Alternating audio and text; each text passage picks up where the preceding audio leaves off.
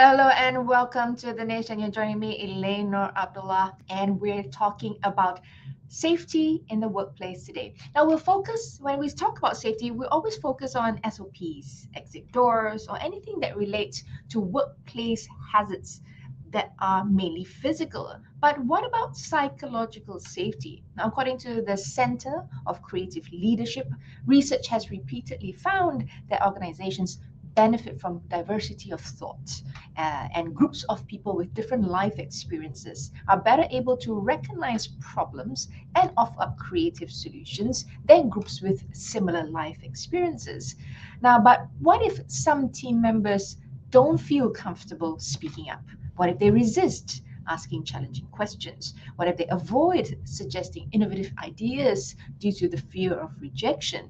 On today's episode, we'll talk about psychological safety in the workplace. And joining me now is organizational psychologist HETAL DOSHI. Hi, welcome, HETAL. This is an exciting topic for me, and it's really always interesting to be able to have this conversation with you. Let's talk about psychological safety. Perhaps to start off, what is psychological safety in the first place? So psychological safety is a shared belief.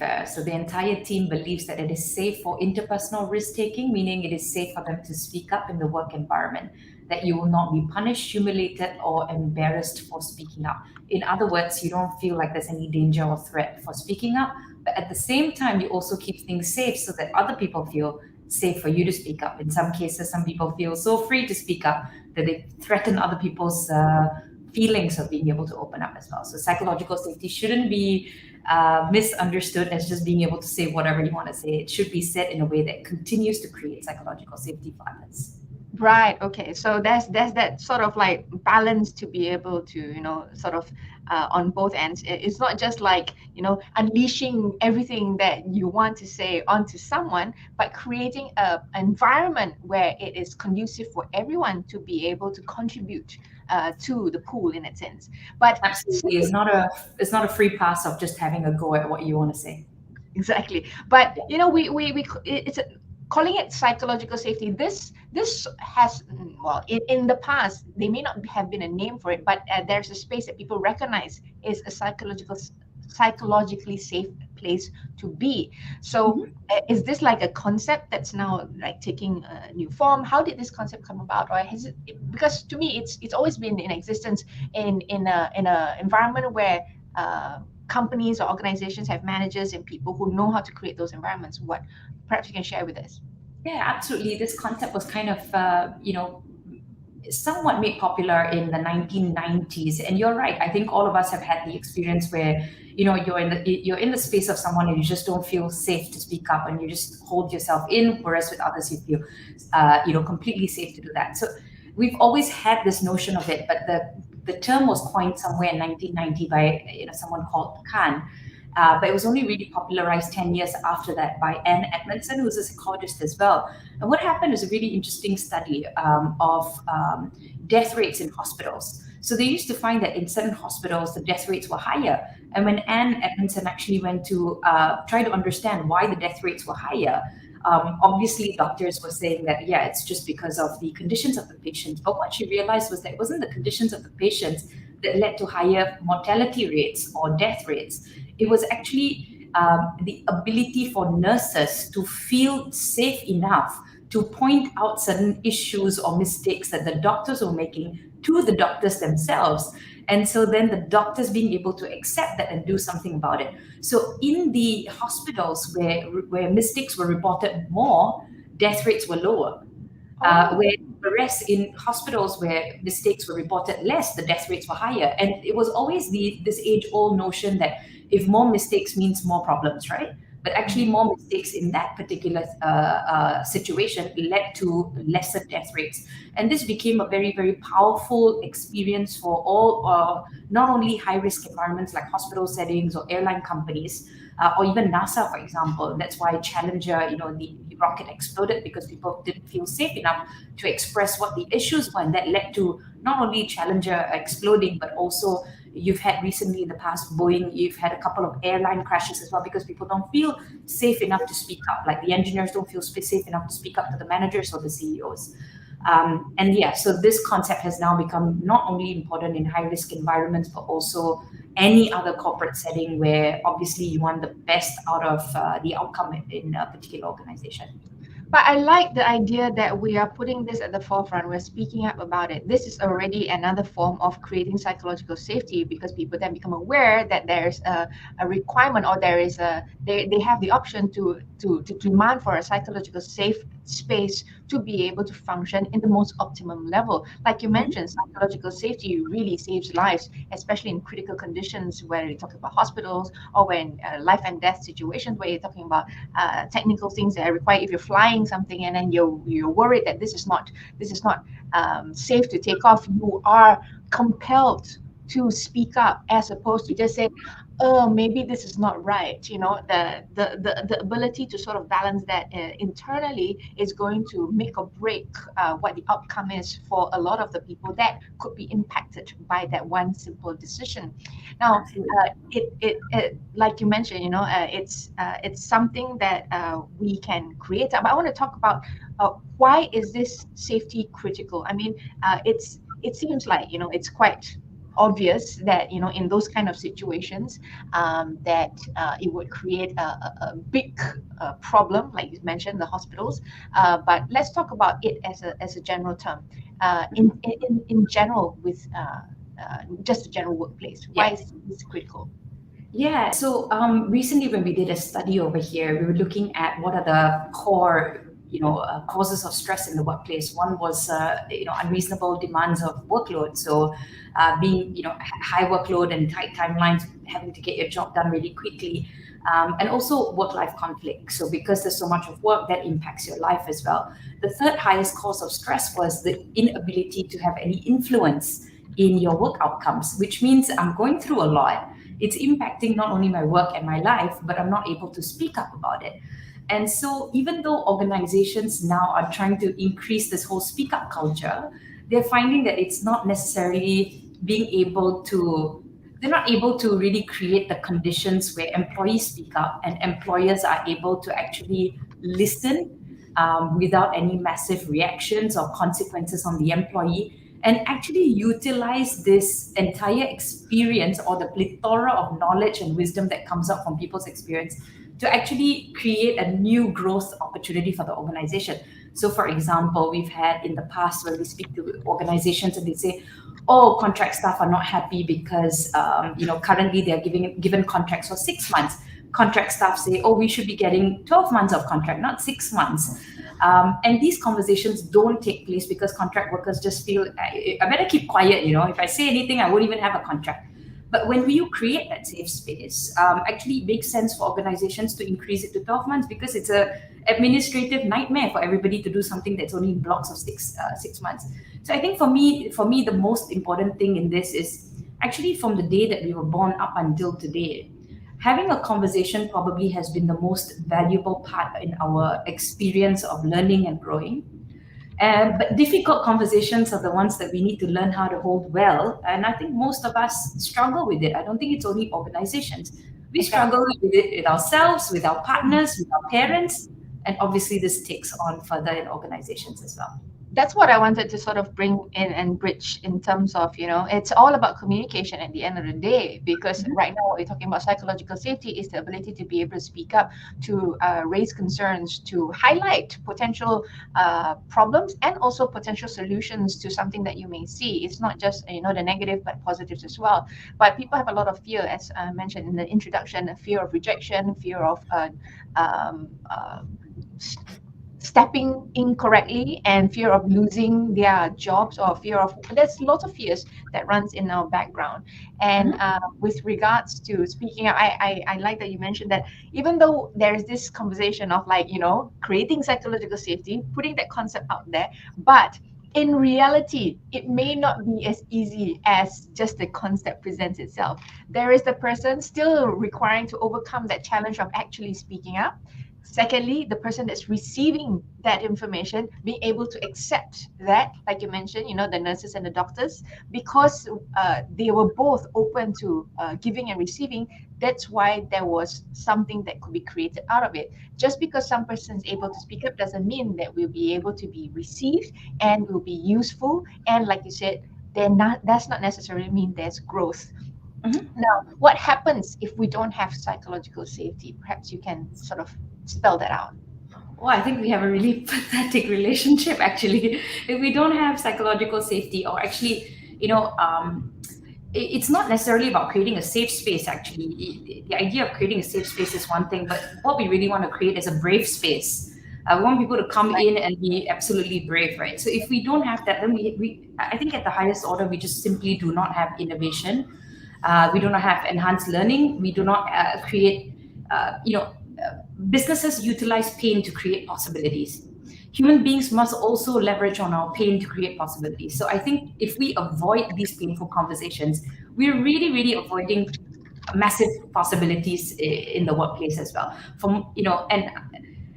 I think we have done really well. We've had a lot of brave conversations about maternity rights, about paternity rights, about discrimination. We have been brave. I don't think that we've been in the workplace that we haven't. I think there's always just going to be the next level of bravery and also safety in those conversations as well. We as human beings love comfort and familiarity, and we always fall back on that. And hence, that's why you say you want to challenge status quo. You're afraid that, it's just me. I'm the one that's being difficult, creating this kind of conflict, negativity, whereas, like we mentioned, pain is the source of growth at the end of the day. When we understand, our human bodies are pain receptors, like it or not, and telling us what we need to do, what we can, how far we can push. It's constantly evolving, constantly pushing boundaries so that we can get to the next step and the next level. Now, as you mentioned, yes, it's a very sad existence if we don't have psychological safety. But like you mentioned, I like that you have it's not just safe, but brave. Because at the end of the day, there can be a safe space, but if there's no bravery to create that conversation, that safe space will just exist as a neutral, there's nothing happening. Exactly. Yeah. And that's the exact opposite of what we want. We don't want just a nice culture or nice climate. Everybody's just nice. In fact, being nice is very disrespectful because you're actually not saying what is really bothering you and how that's actually hindering your performance. That's how hindering your relationships. And I think that's another thing bosses also struggle with, because some organizations are actually looking forward to creating safe and brave spaces, but employees are still potentially, with the amount of fear that they have about their salaries, for example, or their livelihood of their families, they're not willing to take that risk because they haven't had enough of visible showcase that leads to successful outcomes. Because in the past, that hasn't led to successful outcomes. Does that make sense? So employers want employees to speak up, but employees haven't seen really success in having, showed that level of bravery, and that leads me to having a better outcome in my career, better, potential revenue for my family, better resources for me to be able to do my work. So I think not having, I think I can imagine employers right now thinking, but I give them safe space. I always tell them to speak up, major reasons why people don't speak up until today is that there hasn't been any visible successful outcomes of potentially speaking up as well. I think this is really a testament to the leadership and to the person that's creating this conversation, because I do believe that brave space equates to transparency and honesty. When there is an ability to be transparent and honest about whatever it may be, whether it's good, bad, or the ugly, then together people can find solutions to overcome that. But conflict is difficult because we don't like the discomfort that conflict brings.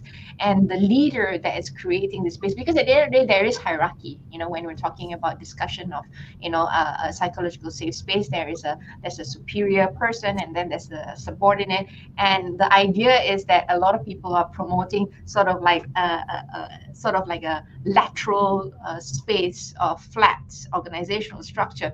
But how How real is that, HETAL? Where you peer, we're talking about peer to peer.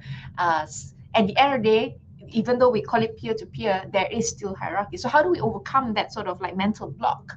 Because we start from young, and at home there's a mother, there's a father, there's that sort of like authoritarian figure that you will still have to overcome psychologically in order for you to brave up and speak honestly and not be afraid of the backlash and deal with the consequences if the backlash does happen. Yeah, I think that, I just love how you're coming back to childhood and our upbringing, and, being in a more Asian culture where respect is definitely a lot more rewarded than speaking up, right? That's something that it's ingrained in you already. I think step number one would be to just create that level of awareness about what psychological safety actually is and the value of it in your life, and the fact that you've actually been practicing it already, but you probably practiced it when you couldn't tolerate the pain anymore. Does that make sense? So you probably spoke up when you couldn't tolerate Cannot the pain. stand it. I cannot stand But that's So sort of like past that point, then you're no longer being rational about it. It's just like blasé, like whatever the outcome, I don't care. So that may not be the most conducive environment. exactly. I think most of us would have found an opportunity to speak up in very, very challenging situations, probably when we really couldn't take it anymore already. And that meant that we burned bridges and we, jump ship and, Say things we would never say in a normal situation and things that we cannot take back. yeah, I guess very much Will Smith, right? Like, remember where we kind of remember where did that really come from, and does this relate to even this? So I think, reflection exercises were really, really important. But when was there a time in your life that you actually were able to admit your mistakes, number one, or challenge authority, number two, number three, ask for help, so on and so forth? When were there times that you were able to do these things?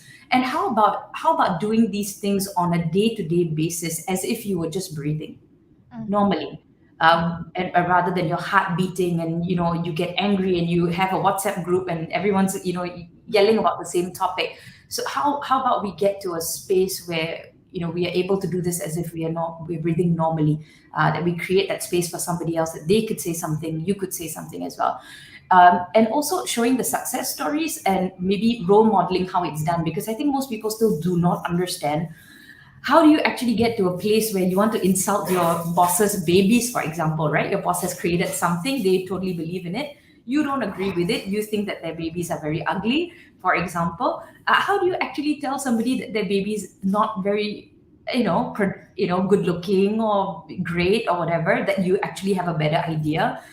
So how do you do that in a way that is respectful, that leaves people feeling dignified, but you still get to push all the way to challenging it? And in fact, psychological safety has so many levels to it that you probably want to be able to observe at which level you're actually breaking the next, allowing both of you in the partnership to take the conversation to the next level. You can't just go straight away with gear.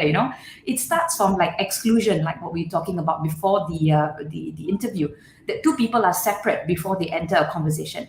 We start with inclusion, meaning making us feel connected, right? Connectedness means I know your story, you know mine. Like Elane, for example, I don't know your story, you don't know mine. So if we were to begin challenging each other without really knowing each other, it could become very defensive and unforgiving of sorts, as opposed to if you know that person's character, you're like, it's okay, that's who they are. From inclusion, then asking for permission. Is it okay that we both provide each other with information, and that we take this as a learning opportunity, that I don't know everything? Is that okay? So asking for permission. And then after that, contributing as well. So saying, okay, I'm learning, but can I also contribute? And then lastly, moving into an innovation threshold, which is to absolutely take it and rip it apart, and both of you can kind of challenge that to the glory of it. And in fact, that's how NASA, how Tesla actually has created leaps and bounds of innovation above NASA, if I'm allowed to say this, because they actually hold that space where people can go right into challenging everything to the nth degree while still feeling like they are the best team ever.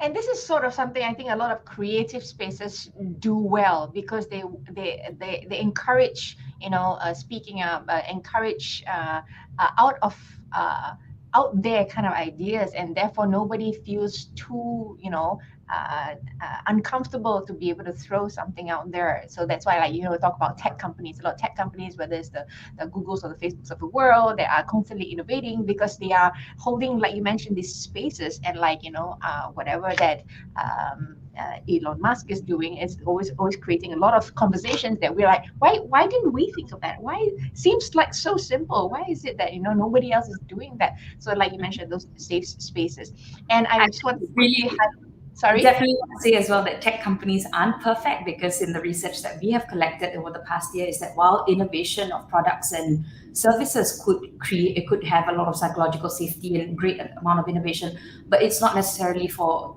employee conditions. So employee conditions are things where employees in tech companies do not maybe necessarily have psychological safety to be able to bring up, like long hours or not enough pay or stuff like that. Yeah. So, and I just want to quickly bring this before I go to the next question, with regards to psychological safety. Like, we may not always face the other person that has the same level of reciprocal acceptance of being able to discuss. So, like, you bring something and that person can't accept it, that sort of creates that different wavelengths of being able to communicate. But how do we apply this in the workplace? Quickly before in the last segment, about 5 minutes, and what are various strategies or interventions we can take to increase psychological safety at work? Yeah, I think the biggest frustration is, like you said, people come in with completely different levels of psychological safety that they create for others, and the psychological safety to be able to speak up. We all come with very different levels of it. So I think, using a very simple model and being able to ask people where they think they are and how they can improve and grow on it would be very, very important. So the 4 levels would be inclusion safety. So basically, like, how quickly can we actually create connectedness in a room? This is a very important. So I think organizations should probably create that level of massive, pervasive awareness of just 4 things. Number 1, how do we create connectedness in conversations very, very quickly? And how do we address disconnectedness? So when you can see somebody who's disconnected, how do you increase that connectedness?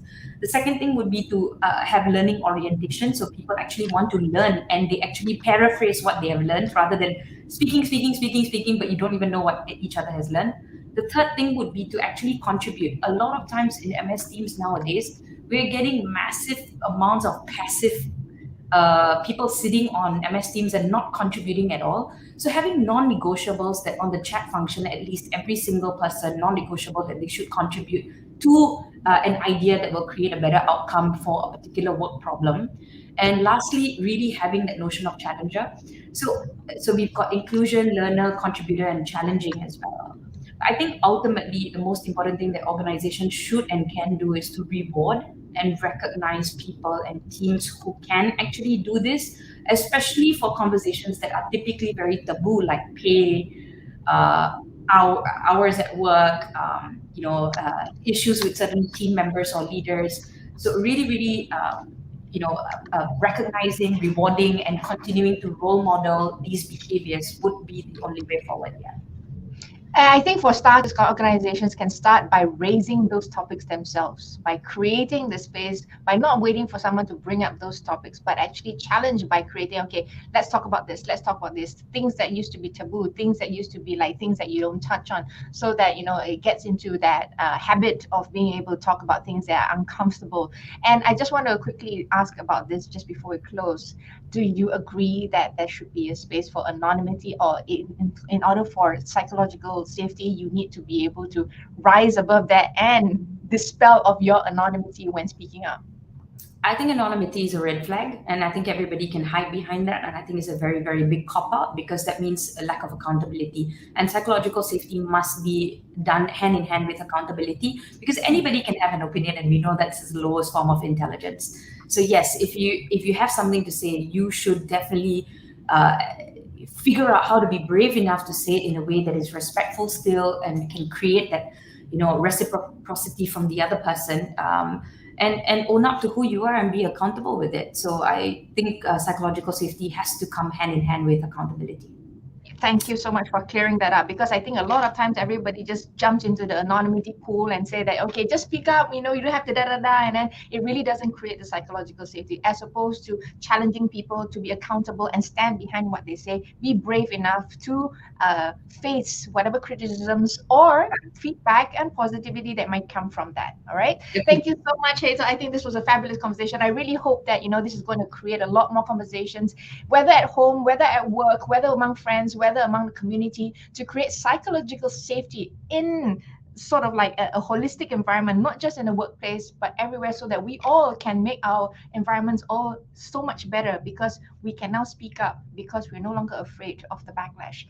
Thanks so much for that conversation. We're speaking about psychological safety in the workplace with HETAL DOSHI, organizational psychologist. If you have heard this conversation, step up and create that psychological safe space just among you, your family, and your friends, and see how that turns out. That's all the time that we have on The Nation today. Bye for now.